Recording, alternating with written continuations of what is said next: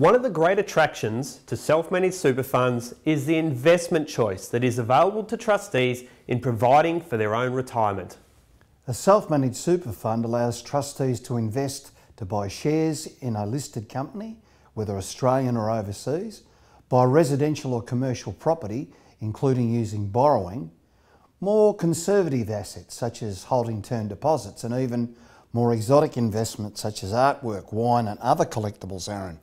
To some extent, Ian, the investment choice is limitless.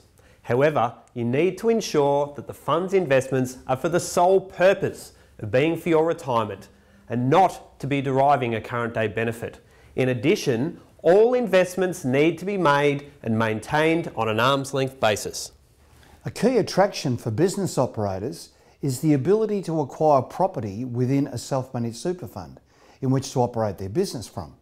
This purchase could be acquired outright using cash, acquired through an ungeared unit trust, or through borrowing using what is referred to as a limited recourse borrowing arrangement.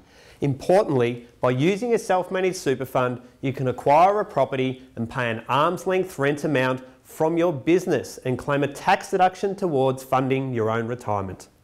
A self-managed super fund can also acquire certain assets from members.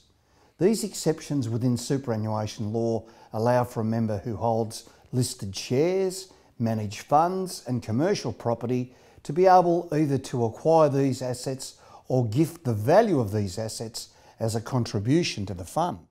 It is important to note that any transfer of ownership, whether completed as a purchase or a contribution, will trigger capital gains tax and potentially stamp duty. You should consult a tax professional to further understand the implications and strategies available when transferring assets into super.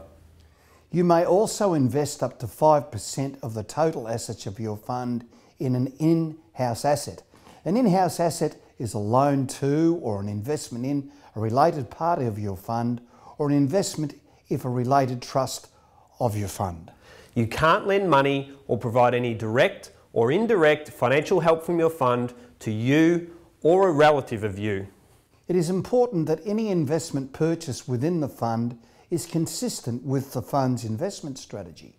A requirement of superannuation law is the need for a super fund to prepare an investment strategy having regard to risk, liquidity, diversification and the ability to discharge assets as and when they fall due.